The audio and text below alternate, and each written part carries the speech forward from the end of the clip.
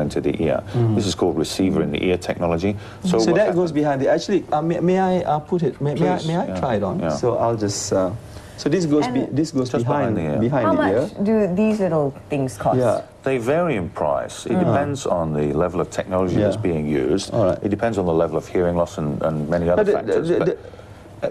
I mean, I can give you an indication. So you're starting at about 900 ringgit. So 900 ringgit for this. Most modern hearing aids, and they go up from there. But they can be quite expensive. So they can go up to 9,000 or 10,000 ringgit, depending on the level of technology that's being used. Now, do they require batteries to operate? Yes, they do. They do require small, very small batteries. And last. It depends on the size of the battery. There are different size batteries, but generally anything in the very smallest ones, from a week up to a month for the very bigger. All right. I suppose some people will be worried about. We are often told that when we use those earpieces for our mobile phones, the microwave might actually scramble our brains. Is there any danger of this doing that to our brain? This is a different thing entirely. This is neither a receiver nor transmitter. So all it's doing is merely passively sitting in the ear, and it's changing the way that sound is presented to the ear. So the sound comes in through this... The sound will come in through the microphone. So there is a microphone positioned on the back of the hearing aid, if I may. So there are microphones positioned under here. All right. Okay. It's then processed I can see that. by the series of amplifiers. It's told what to do by the computer chip that's inside here, because these days, again, it's all controlled by chips.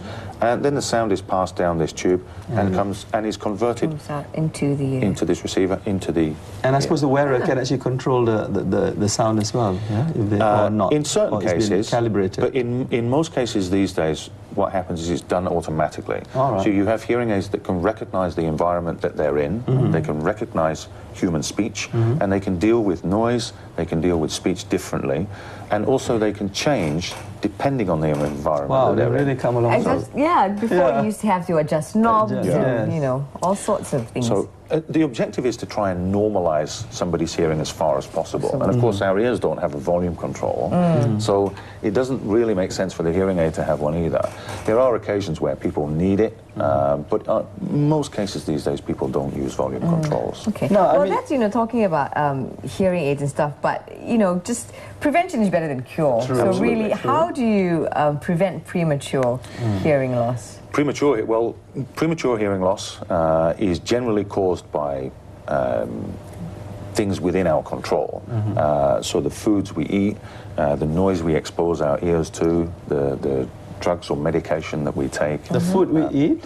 There are certain foods that can, over a period of time, that can have an impact on hearing. Just like as? I don't want to be too specific here, because there are very...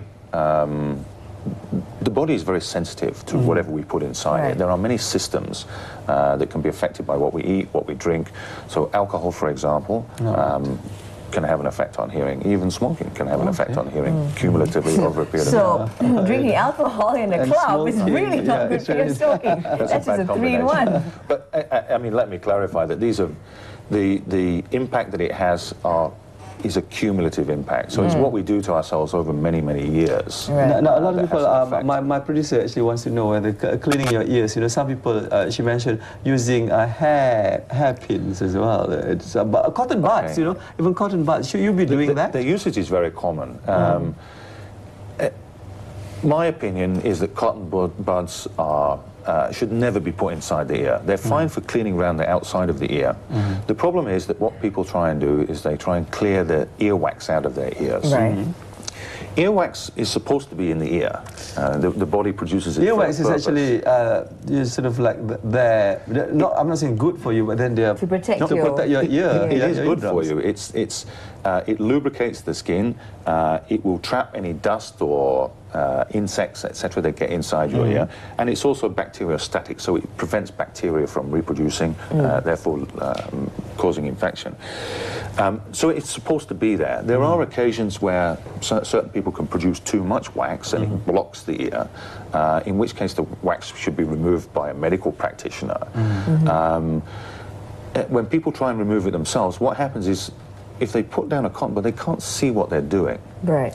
So the tendency is, although you get some on the cotton bud, the tendency is to actually push more wax further down into the ear. Okay. Then the wax can become impacted, it can become very hard and actually cause a hearing loss. I see. Then it has to be removed. Now, myth or, true or false, you cannot actually stick anything through and puncture your eardrums because the ear canal actually is not straight, right? The ear canal bends, and that's one of the reasons it bends. It's a protective measure, so nothing could go straight in there. All right. It is possible to do it, but it would be extremely painful. So you would actually feel pain first before you puncture your quite eardrum? a lot of pain before you punctured your eardrum. Yes. So, but just going back to, because, I mean, I know a lot of people who clean their ears using cotton buds. Yeah. So what would be the correct way then?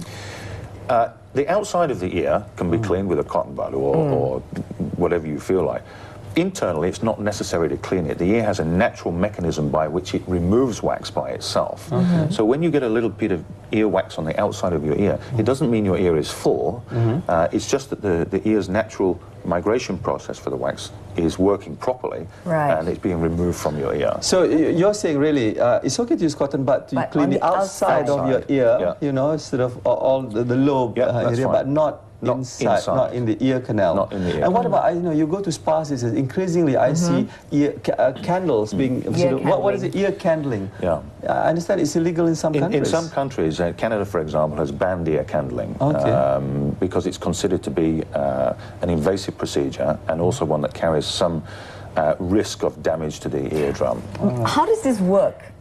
Ear candling. Ear candling. Yeah.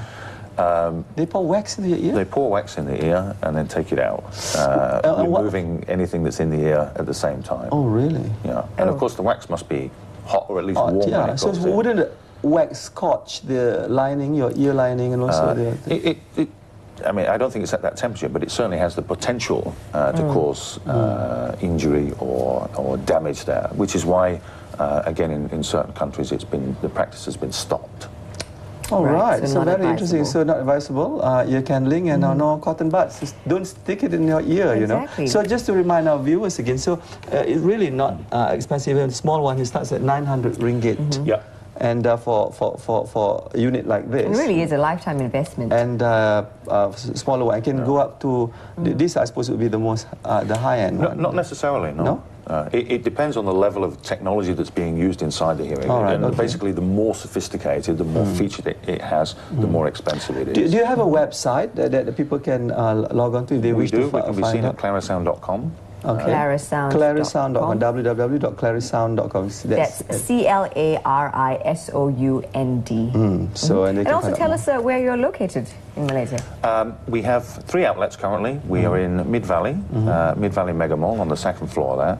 We are in Centre Point in Bandar Utama, and we're also in Gurney Plaza in Penang. But our intention is to, over a period of time, is to open up right across Malaysia, as well as in some other countries, in the hope that we can make a difference and change the lives of some people. Because it's really, you're not just losing your hearing, but you're losing more or less your life. The quality of life. There are a lot of psychological impacts of hearing loss, and I've seen it many times over the last 20 years where somebody withdraws into themselves, they become miserable, they become depressed, they become uncommunicative. Of course. Then when fitted with a hearing aid, they change. Now, one last question for you before we go. We have to go to another break. But then, for all parents out there watching us this morning, I'm sure they want to be able to tell their kids, enough listening to your, personal stereo. So how many hours or how long is too long? If it's in a day? If it's at a reasonable volume, you can listen to it for long periods of time.